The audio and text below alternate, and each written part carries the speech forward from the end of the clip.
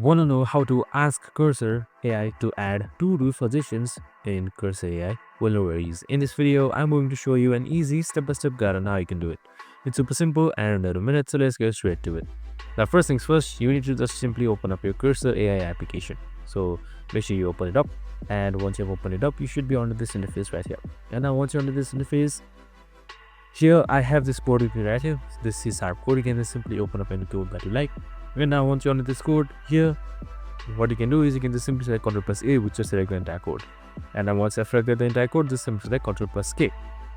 And now once the entire code is selected, just simply type in suggest to do improvements. You can do this and select enter, and make sure you write in the comments as well. So you can just type this up and you can just simply see the code changing.